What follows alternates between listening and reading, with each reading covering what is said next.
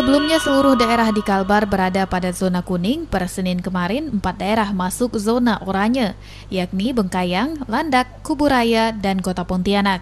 Menanggapi kondisi ini, Gubernur Kalimantan Barat berharap masyarakat tidak takut menjalani tes swab dan terus menjaga kesehatan, terutama untuk mereka yang memiliki penyakit penyerta serta berisiko lebih tinggi jika terserang COVID-19. Hai, apa kabar saudara-saudari, sedharma, dan sekebajikan? Namo Buddhaya. Bertemu lagi dengan saya, Ferbi, dari kelas 11 Akuntansi 2. Terima kasih kepada penonton setia yang telah menonton channel ini. Jangan lupa tekan subscribe, like, dan komennya. Pada video kali ini, kita akan membahas mengenai pencegahan penularan virus COVID-19. Maaf, gambarnya ada di sini.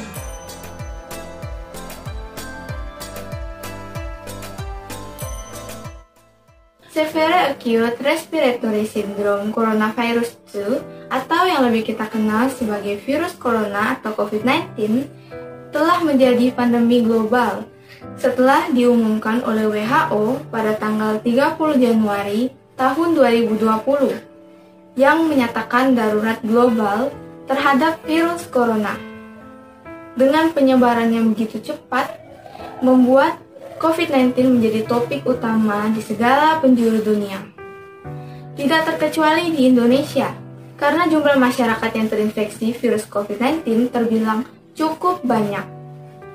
Di Indonesia, kasus pertama COVID-19 terkonfirmasi pada 2 Maret tahun 2020 dan semakin meningkat hari demi hari.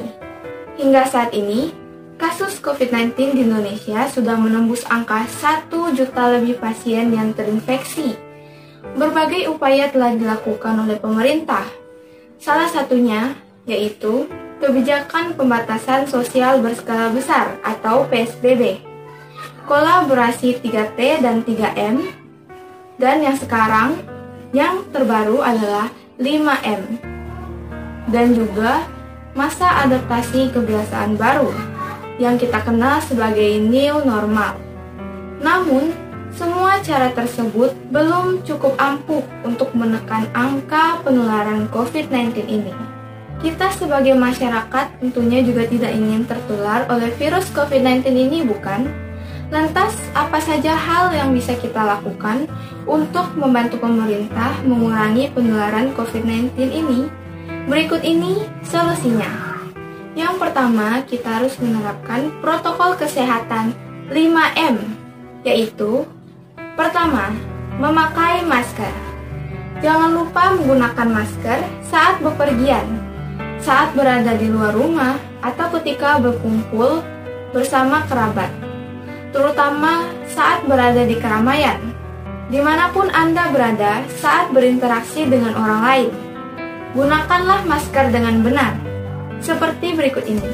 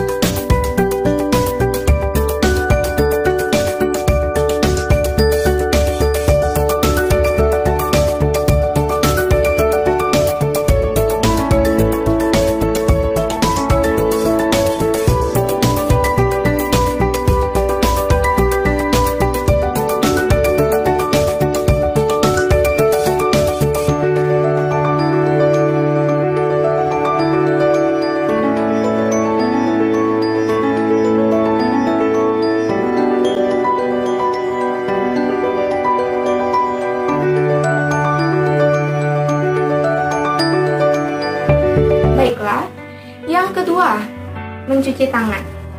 Kita harus selalu rajin mencuci tangan dengan sabun dan air mengalir selama 40 sampai 60 detik dengan langkah-langkah sebagai berikut. 6 langkah cuci tangan. Basahi kedua tangan terlebih dahulu dan gunakan sabun secukupnya. Ratakan sabun dengan menggosok kedua telapak tangan. Gosok kedua punggung tangan secara bergantian. Gosok sela-sela jari tangan.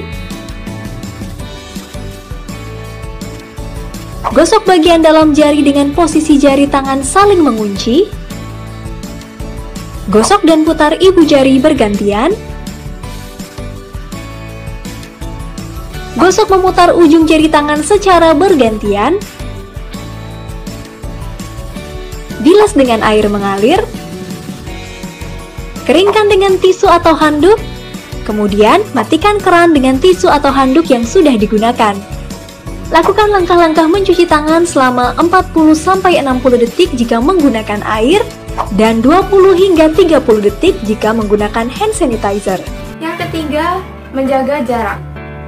Jika ada keperluan yang sangat mendesak yang membuat Anda harus pergi keluar rumah, ingatlah untuk selalu menjaga jarak satu sama lain, sekitar 1-2 meter dari orang di sekitar Anda.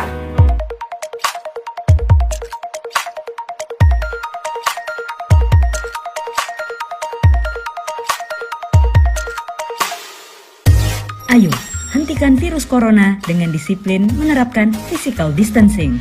Yang keempat, menjauhi kerumunan. Ingat, jauhi kerumunan atau tempat-tempat yang ramai dikunjungi.